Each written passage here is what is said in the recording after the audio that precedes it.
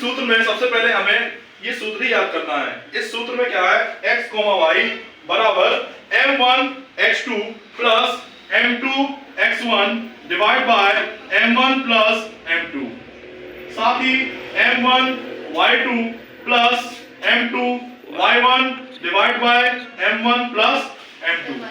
ये जो पहला वाला है बेटा, ये x के बराबर रखते हैं और दूसरे वाले को रखते हैं y के बराबर में। तो चलिए हम सवालों को शुरू करते हैं। लेते हैं सबसे पहला क्वेश्चन। आप सभी लोग किताब निकाल लीजिए और एक किताब मेरे को दे दीजिए। एक किताब बेटा मेरे को दे दीजिए आप लोग। सभी लोग किताब में देखिए, प्रश्नावली 7.2। यस, इसका पहला क्वेश्चन बच्चों।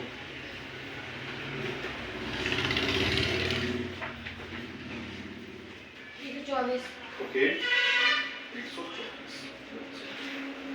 ओके बच्चों, देखते हैं क्वेश्चन। क्वेश्चन बोला गया बेटा, उस बिंदु के निर्देशांक ज्ञात कीजिए जो बिंदुओं -1,7 और 4,-3 को मिलाने वाले रेखाखंड को 2:3 में विभाजित करता है। तो हमें दो बिंदु दिए गए हैं, तो हम यहां से हल करना शुरू करेंगे। इसको प्रश्न संख्या 1 को हम लिखेंगे प्रश्न नंबर 1। प्रश्न 1 इसका हल लिखेंगे। हम कहेंगे हमें माना जो पहला वाला बिंदु उसको हम a मान लेते हैं और दूसरे वाले बिंदु को बच्चों क्या मान लेते हैं, b। पहले वाले बिंदु के निर्देशांक होंगे -1 और 7 और b के निर्देशांक दिए गए बच्चों 4,3। और हमें जो अनुपात दिया है, इस दोनों पॉइंट्स को बांटने वाला एक पॉइंट है, यहाँ पे मान लेते हैं हम लोग उस पॉइंट को c। कहाँ पे -3 है बेटा, यहाँ पर। ओके, तो यहाँ पे -3 ले लेते हैं, ठीक है। और जो अनुपात दिया हमको क्या दिया है, 2:3। तो यहाँ पे क्या ले लेंगे, 2, इसको क्या ले लेंगे, 3।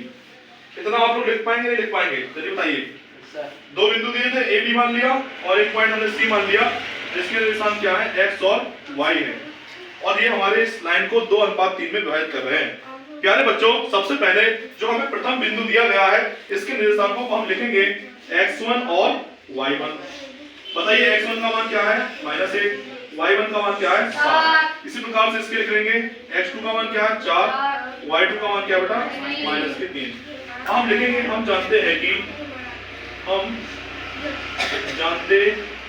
कि विभाजन सूत्र, क्या लिखेंगे, विभाजन सूत्र बराबर x, y is equal to m1 x2 plus m2 x1 divide by m1 plus m2।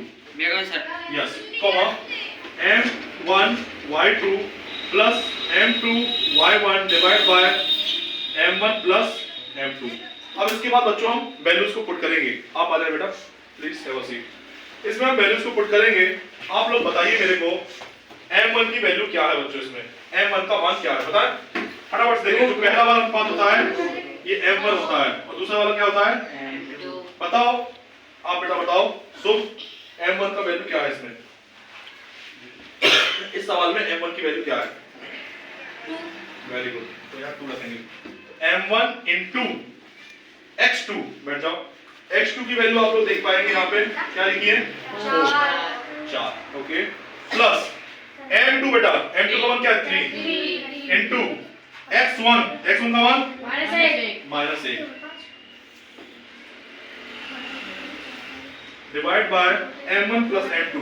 m1 क्या है, 2, m2 क्या है, 3। तो यहाँ क्या लिखेंगे, 2 प्लस 3।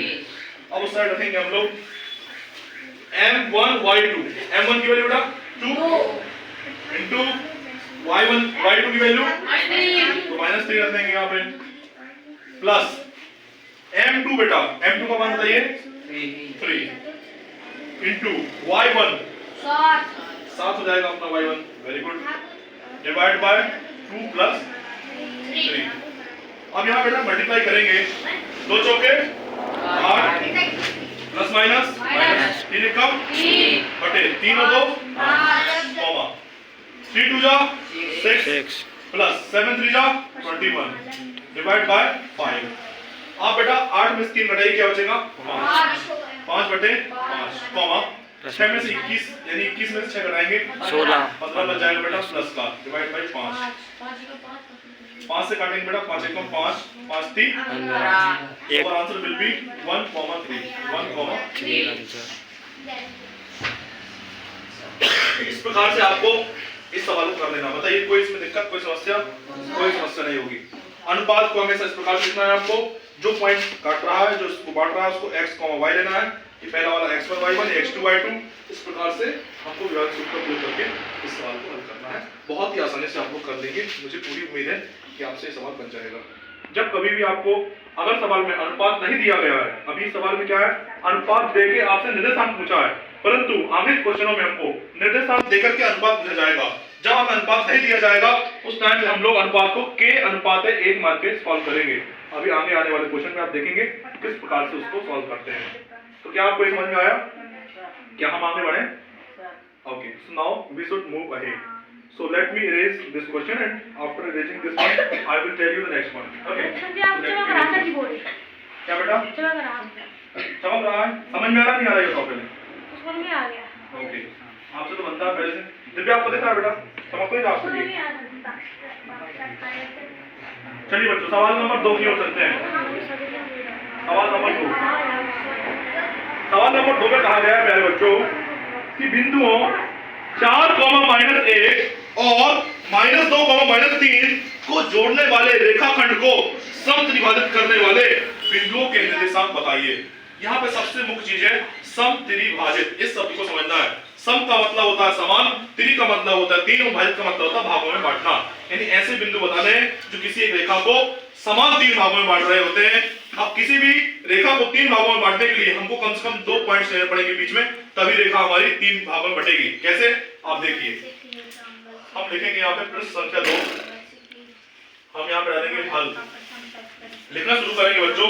हम लिखेंगे पहला बिंदु क्या दिया है, 4, -1। तो हम मान लेते हैं, माना कि इसको क्या मान लेते हैं, पॉइंट ए मान लेते हैं, और इस वाले को क्या मान लेते हैं, पॉइंट बी मान लेते हैं। इसके निर्देशांक आपको गिवन बेटा 4, -1 और आखिरी वाला क्या दिया है, -2, -3। अब इस लाइन को बेटा समत्रिभाजित करने वाले बिंदुओं के निर्देशांक बताने हैं हमको। तो हम क्या करेंगे, इस लाइन को पहले से ज्वाइन करेंगे बढ़िया से। अब आपको यहाँ पे बीच में कोई 2 पॉइंट लेने हैं ताकि लाइन हमारी बराबर 3 भागों में बढ़ जाए। तो हम यहाँ पे इसको C बोल देते हैं, इस वाले पॉइंट को मैं D बोल देता हूँ। ठीक है, समझिएगा।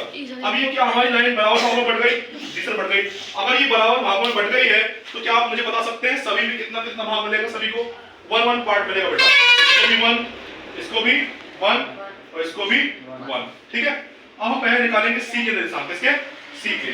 तो हम निकालेंगे C के निर्देशांक। C के निर्देशांक निकालने के लिए आपको पहले x1, y1, x2, y2, m1, m2 ये सारी चीजें पता होना जरूरी है। बताइए x1 क्या है, y1 क्या है? 4 और माइनस का 1। x2, y2 क्या है? -2, -3। m1, m2 क्या है? अब आप ध्यान से देखो, C हमारा यहाँ पर है, इस तरफ कितने 1 हैं? 1 है, मतलब m1 का मान क्या हो गया, 1। उस तरफ कितने 1 हैं? 2। यानी कि क्या हो गया, 2। ये हमें याद रखना है। अब फॉर्मूला अपना क्या है, x, y m1 x2 plus m2 x1 m1 y2 plus m2 y1 divide by m1 का मान बेटा 1, y2 -3 प्लस m2 2।